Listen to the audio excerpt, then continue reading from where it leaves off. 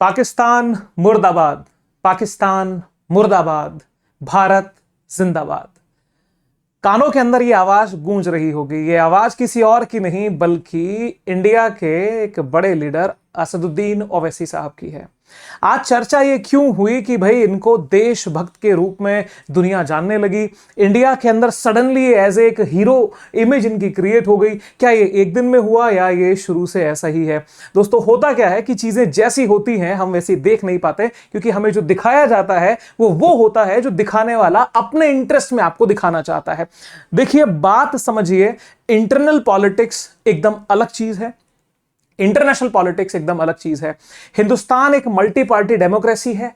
हर party के पास में अपनी आइडियोलॉजी के बेसिस पे अपने मुद्दे हैं और अपने अपने इंटरेस्ट के लिए सारी पॉलिटिकल पार्टीज अपने आइडियोलॉजी को आगे बढ़ाने का प्रयास करती हैं। इसीलिए हमारे देश के अंदर बहुत सारे पॉलिटिकल पार्टीज हैं, बहुत सारे पॉलिटिकल इश्यूज हैं। उन्हीं में से एक पॉलिटिकल पार्टी जिसका नाम है AIMIM, all India Majlis Ittehad Muslimeen. I think मैं करेक्टली प्रोनाउंस शायद कर पा रहा हूं, बट AIMIM मुझे अच्छे से पता है और उनके लीडर हैं मिस्टर असदुद्दीन ओवैसी साहब। अब हुआ क्या सर, अचानक से ये नाम कैसे हाईलाइट हो गया और क्यों हम इनकी देशभक्ति की बात पे हमने क्वेश्चन मार्क जो लगा हुआ था उसको प्रूव करेंगे। बात यह है कि हाँ, ये देशभक्त हैं, क्योंकि जो जिनके आंख पे पट्टी है उन्हें आप क्या कहते हैं ना, वो शायद वो किसी और नजर से देखेंगे। बट हमारा काम क्या है? Truth, insight and impact. हम जो बात सच होगी वही आपके पास रखेंगे। अब आप बोलेंगे सर शायद आप एंटी मोदी हैं। अरे भाई, मेरे वीडियोस को जाके देखो, आपको समझ में आएगा कि मैं एंटी मोदी हूं, मैं एंटी नेशनल हूं, मैं हूं क्या। मेरे पास में ऐसे कमेंट भी आपको दिखेंगे जो लोग बोल रहे हैं भाई आप तो ना RSS का प्रोपेगेंडा चला रहे हो। कोई कहेंगे कि भाई ये तो पूरी तरह से कांग्रेसी है। भाई तुम्हें इसलिए दिखता है क्योंकि तुम्हारे आंख में जो चश्मे लगे हैं ना, तो वैसे ही तुम दुनिया देख रहे हो। इसलिए आंख के चश्मे हटाओ, ट्रुथ देखो, इनसाइट देखो और इंपैक्ट अपने आप पाओगे। शुरुआत कहां से होती है मेरे दोस्तों? होता है सर देश के अंदर एक आतंकवादी हमला, जिसका मुंहतोड़ जवाब भारत की सरकार, भारत की सेनाओं के माध्यम से देती है और नाम दिया जाता है ऑपरेशन सिंदूर। क्योंकि जिन महिलाओं के सिंदूर को मिटाया गया उसका बदला ऑपरेशन सिंदूर के रूप में लिया गया और उसका खामियाजा जिस समय मैं ये बात बोल रहा हूं उस समय तक भी पाकिस्तान भुगत रहा है। उन पहाड़ियों में क्या हुआ, क्यों 100 किलोमीटर का एरिया खाली करवा लिया गया, ये पाकिस्तानी फुदकते हुए कमेंट करने हमारे वीडियोस पे भी आते हैं, आगे भी आएंगे। कर लीजिए, कमेंट करने से बढ़ के तुम्हारे पास में करने को कुछ है नहीं। लेकिन हुआ क्या? ऑपरेशन सिंदूर चला करके हमने पाकिस्तान की अच्छी खासी कमर तोड़ दी। ये हमारी सेनाओं का पराक्रम और शौर्य था। अब मुद्दा आता है कि भाई पाकिस्तान की जो हरकत हुई, क्या इसको इस ऑपरेशन सिंदूर तक माफ कर दिया जाए? नहीं मेरे दोस्तों, अब बारी आती है कि इसको डिप्लोमेटिकली पूरे ग्लोबल लेवल पे क्यों ना इसको घेरा जाए। अब देखिए, ग्लोबल लेवल पे अगर उसको घेरना है तो कुछ हमें ऐसे सिपह सालारों की, कुछ ऐसे महान योद्धाओं की जरूरत है जो विश्व के मोर्चे पे जाएं और हिंदुस्तान का पक्ष रखते हुए पाकिस्तान की औकात, पाकिस्तान की हरकत, उसकी नीति, उसकी नीयत, उसका रंग, उसका चरित्र, चाल, सब कुछ दुनिया के सामने प्रेजेंट कर दें। तो ऐसे कुछ चुनिंदा लोगों को जब भारत की सरकार ने चुना तो उनमें से बहुत सारे कई नाम आए, लेकिन जो एक नाम पूरे हिंदुस्तान को चौंका चुका था वो था असदुद्दीन ओवैसी का नाम। ये नाम जब सामने आया तो बहुत सारे लोगों को लगा, रे भाई ये क्या हुआ, क्यों हुआ, कैसे हुआ ये, और भारत का पक्ष रखेंगे? मेरे भाई हाँ, क्योंकि तुमने अभी तक वही देखा है जो तुमको दिखाया गया है। हिंदुस्तान ऐसे ही तो हिंदुस्तान नहीं बना। हम एक बहुत मजबूत नेशन है मेरे दोस्तों। हमारे यहां पे आज भी हिंदुस्तान फर्स्ट है। अब कुछ लोग कहेंगे कि भाई इनका तो वो स्टेटमेंट भी है, इनका फलाना स्टेटमेंट भी है, तो जो गलत है उसकी आलोचना कर दीजिए, जो अच्छा है उसको स्वीकार भी तो कीजिए। क्योंकि जब तक हम मतभेद रखिए, मतभेद लोकतंत्र की सबसे बड़ी नींव होती है, लेकिन जहां मनभेद हो जाते हैं वहां पे फिर सर पाकिस्तान बनने में देर नहीं लगती। पाकिस्तान के क्या हाल है, खाने को दाने नहीं है और दुनिया को एटमी बॉम्ब की धमकियां लोग देते हैं। उनकी इंटरनल पॉलिटिक्स की वजह से उनकी दुर्गति हो चुकी है। तो हिंदुस्तान में कम से कम हम ये अपेक्षा रखें कि एक स्वस्थ लोकतंत्र कम से कम विकसित हो। दोस्तों, इसी क्रम में जब हमारी सरकार ने AIMIM के प्रमुख असदुद्दीन ओवैसी साहब को जब चुना उस लिस्ट के लिए, उसमें कांग्रेस शशि थरूर को भी लिया। अब आप देखो शशि थरूर जी की बात, कांग्रेस पार्टी ने हाथ खड़े कर लिए, ना जी ना, हम शशि थरूर जी को नहीं भेजेंगे। अब देखो उसके बारे में बात करेंगे, शॉर्ट वीडियो मैंने डाल दिया है। अब मेरे दोस्तों होता क्या है, जैसे ही ये नाम अनाउंस होता है न्यूज़पेपर में एक के बाद एक आर्टिकल पब्लिश होना शुरू हो जाते हैं। देखिए सर, अब यहां के ऊपर हिंदुस्तान टाइम्स की बैक टू बैक न्यूज है, news 18, the financial express, NDTV, इसके साथ के अंदर आपके टेलीग्राफ इंडिया, ये स्वराज्य मार्ग, टाइम्स नाउ, कितने, Business Today, the Week, India TV News, लगभग सबने इस इशू को कवर किया। और बहुत सारे, द मिंट, द हिंदू, लगभग, क्योंकि इशू बहुत मेजर था, बड़ा था। अब पॉइंट क्या है, लास्ट स्लाइड इसके बारे में मैं आपसे डिस्कस और करूंगा। तो एक बड़ी न्यूज बन गई, हिंदुस्तान के अंदर तहलका सा हो गया। तो इसका मतलब हम क्या समझ पा रहे हैं, हमें यह समझना होगा कि जो चीजें हमारे सराउंडिंग्स में होती हैं, जैसे आपको कभी देशभक्ति का पाठ पढ़ाया जाएगा, कभी आपको यह बताया जाएगा कि भाई कौन देशभक्त हैं, कौन देशभक्त नहीं है, कौन राष्ट्र के साथ खड़े हैं, कौन राष्ट्र के साथ नहीं है। मेरी बात यह समझ लीजिए कि यह देश डाइवर्सिटी से बना हुआ एक देश है। यहां पे विविधता में एकता हमारी मूल संस्कृति है। जिस दिन आप यूनिफॉर्मिटी क्रिएट करने की कोशिश करेंगे, यू विल क्रिएट कॉन्फ्लिक्ट।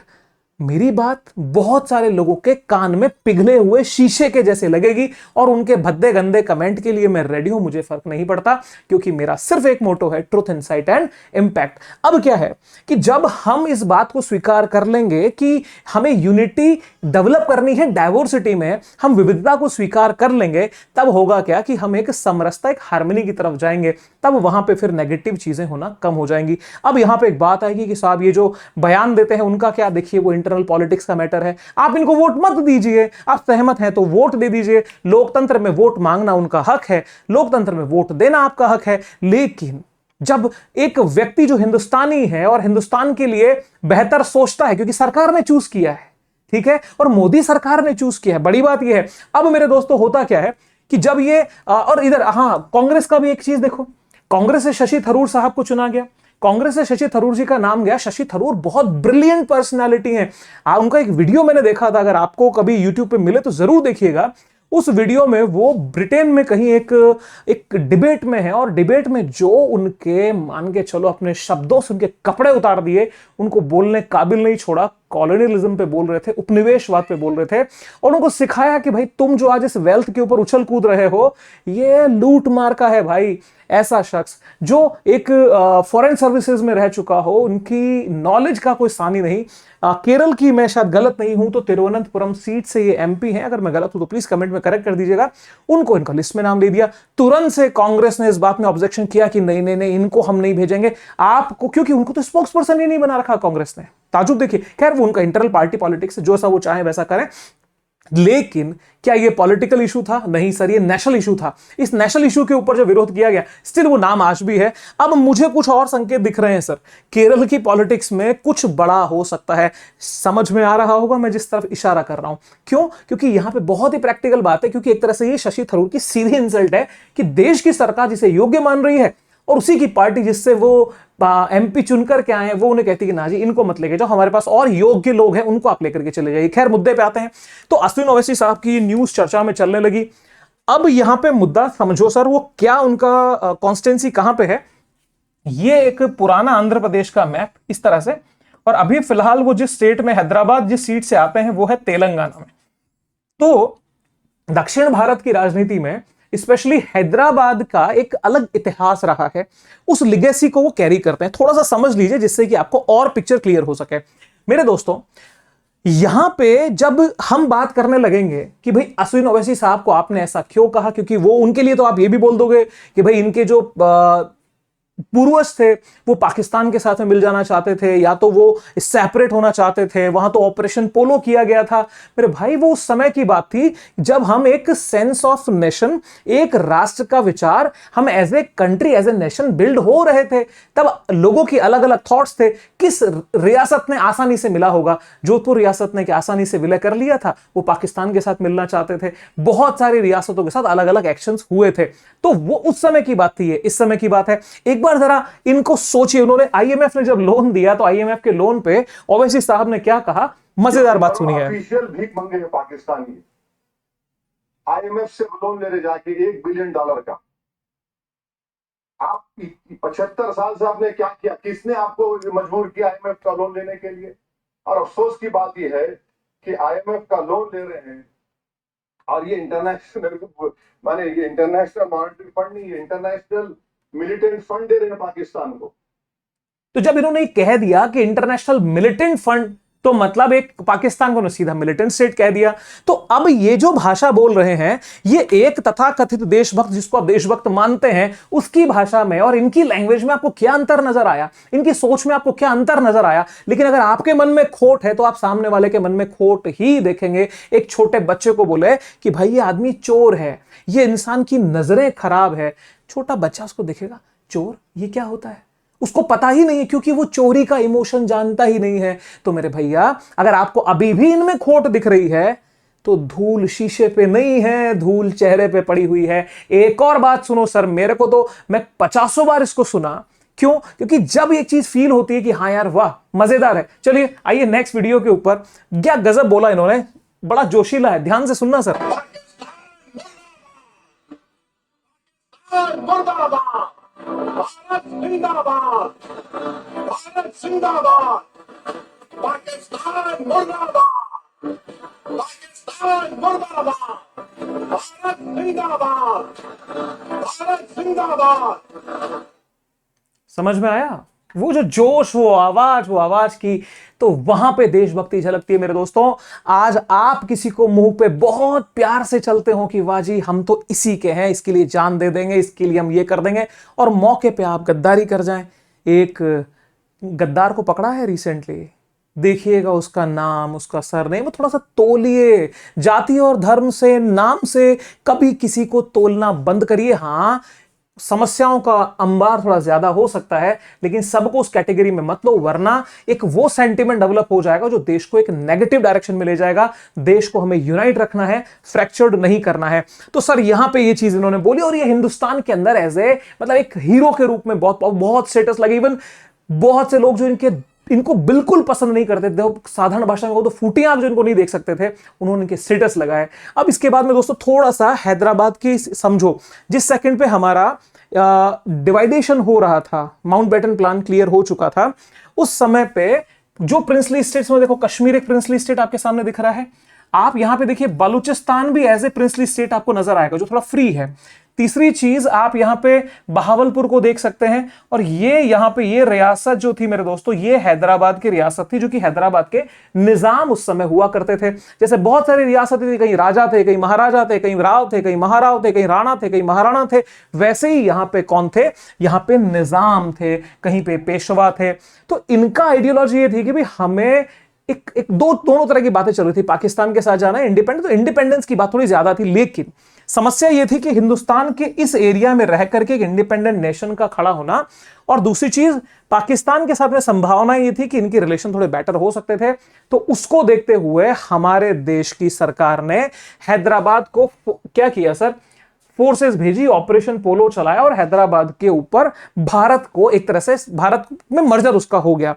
अब मर्जर जब हो गया तो उसके बाद में क्या होता है सर, यहां से ऑपरेशन पोलो के थ्रू आप देखते हैं किस किस तरीके से, किन रास्तों से भारत की जो एक तरह से जो हमारी फोर्सेस थी वो एंट्री की। और आप आश्चर्य करेंगे जान करके, जैसा सुना पढ़ा जाता है कि हैदराबाद में जब भारतीय पुलिस एंटर हुई, पुलिस उस समय क्या होता है, उस ऑपरेशन पोलो में उनका वेलकम वहां की जनता ने किया कि भाई आप आइए और हमें डेमोक्रेसी की तरफ लेके चलिए। तो आज जो पार्टी लेकर के AIMIM के अध्यक्ष चल रहे हैं, वो डेमोक्रेसी के तहत ही है, डेमोक्रेसी से बाहर नहीं है। उनको जो सिंबल मिला है, उनका नाम, उनका जो भी है, वो इलेक्शन कमीशन में वो रजिस्टर्ड पार्टी है। लेकिन हो सकता है, देखिए कोई गलत नीयत से भी आ सकता है, लेकिन पाकिस्तान के इस कॉन्टेक्स्ट में आपके डोमेस्टिक लेवल पे आप क्या करते हो, डोमेस्टिक लेवल पे डिफरेंसेस तो रहेंगे। कांग्रेस में है, बीजेपी में है, तो क्या दोनों गद्दार हो गए एक दूसरे के लिए? नहीं ना। लेकिन इंटरनेशनल लेवल पे आप देखिए कितना बड़ा इन्होंने यहां पे दिखाया। लेकिन जैसे ही हमारी सेनाएं घुसी, देखो जनता ने वेलकम किया था, और सरदार वल्लभ भाई पटेल ने जिस दिन ये कंप्लीट हुआ मर्जर, उस दिन वहां पे एक अपनी जिसको बोलते हैं ना कि जो ऑफिशियल प्रोसेस वहां संपन्न किया, और हैदराबाद भारत का हिस्सा हुआ। मेरे दोस्तों कुल मिलाकर के बात यह है कि बड़ी पार्टी नहीं होती, बड़ा धर्म नहीं होता, बड़ा देश होता है। और जो देश के साथ होता है, हर वो शख्स सम्मान के काबिल होता है। क्योंकि आज अगर मेरी अच्छाई को आप स्वीकार नहीं करेंगे, आप उसको मेरे को उत्साह नहीं देंगे, मुझे मोटिवेट नहीं करेंगे, तो मेरी अच्छाई को अच्छाई रखने में मुझे मजा नहीं आएगा। फिर मुझे यह फील होगा कि यार जैसा चल रहा है हम वही चलने देते हैं, या जैसा लोग मुझे मानते हैं क्यों ना मैं वैसा ही हो जाऊं। इसलिए अच्छाई को स्वीकार करना शुरू करिए। बात बहुत छोटी है, लेकिन मायने इसके बहुत बड़े हैं। जो समझ पाएगा वही समझ पाएगा। आपके अच्छे बुरे सभी कमेंट्स का वेट रहेगा। और एक और बार चलते चलते मेरा मन यह है क्यों ना फिर से एक बार हिंदुस्तान जिंदाबाद और पाकिस्तान मुर्दाबाद के नारे सुन लिए जाए।